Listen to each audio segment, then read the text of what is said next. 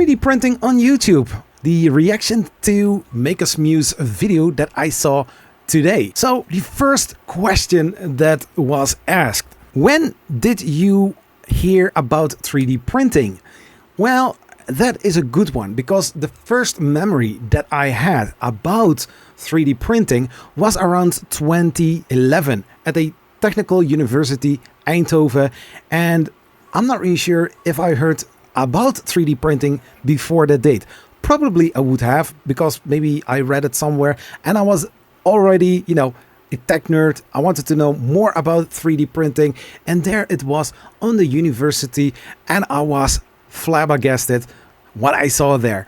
Those little things coming from a 3D printer, and I think it was back then a very early version of a 3D printer. I'm not really sure which kind of 3D printer it was. I saw this amazing, beautiful 3D printer, and I was like, yes, I want something like that. But for some reason, years and years later, I bought my first 3D printer. That was in 2018. I saw a CTC Prusa i3 Mark IIIs, and I was like, $85? That's cheap. Would that work? I mean, basically, if you now see a 3D printer of that price, you will think twice before you're actually going to buy it. And the shipping cost was like $35. So I was like, for less than $120, I can start 3D printing? So I gave it a little thought, and I saw also some other printers on local online shops like bol.com. When you are in the Netherlands there, I also saw some some Delta 3D printers.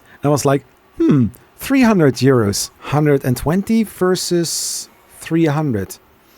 And I was like, okay, I'm going to go to AliExpress, and there I bought my very first CTC Prusa i3 MK2 3D printer. That comes the second question. What was the very first thing that I printed on this 3D printer? Well, the build of the whole 3D printer took me almost a full weekend. Because if you know, the CTC Prusa clone filled with wires, all loose wires, and I tried to print something on it and it didn't work. Because it was an aluminum bed with no painter's tape on it. Yes, I had to buy some Dutch painter's tape, the white one, and for some reason I did try, but I couldn't succeed, so I ordered a Buildtech sticker to put it on the build plate, and I tried to print something, but it failed every single time. I was a total noob with 3D printing, and it took me some time to pick up the printer again and start working on it, but the thing was, this 3D printer was so messed up, I couldn't get anything out of it.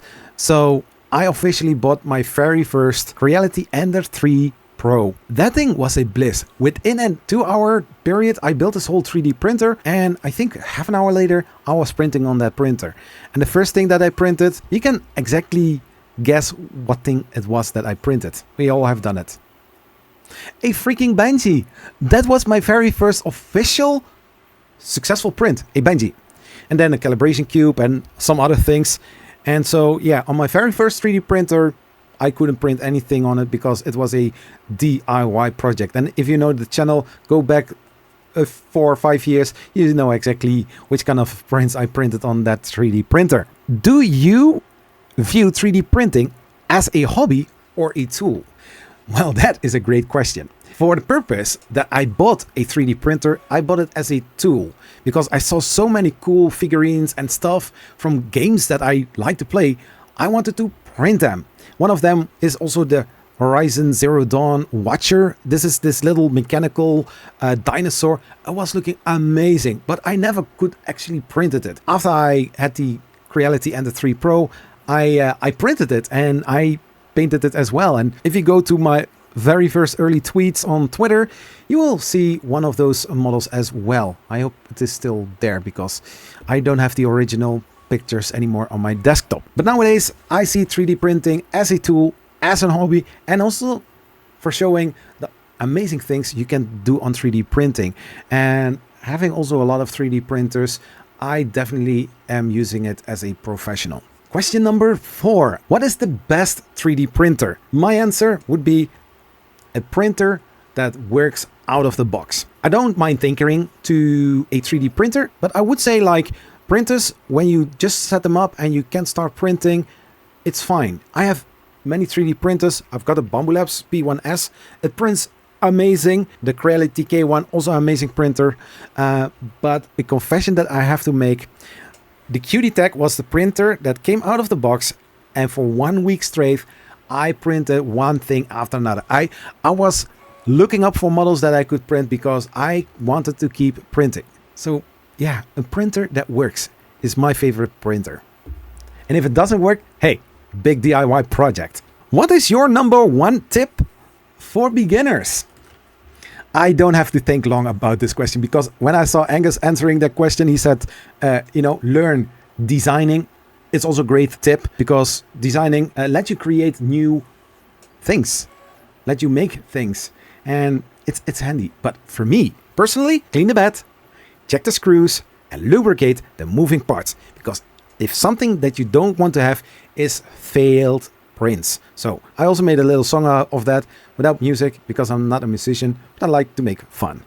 Clean the bed, check the screws, lubricate the moving parts. Clean the bed, check the screws, lubricate the moving parts. Clean the bed, check the screws, lubricate the moving parts. Clean the bed, check the screws, lubricate the moving parts. Clean the bed, check the screws, lubricate the moving parts. Yeah, that are my 5 answers to the 5 questions in hashtag 3D printing on YouTube. So Angus, he tagged Joel and Ellie Makes in his video. You know who I'm going to tag in this video? The real Sam Prentice, and also Jonathan, because he was already on YouTube with other niches, and he was asking on Twitter if he should start a YouTube channel for 3D printing. And I said to him, you should do that.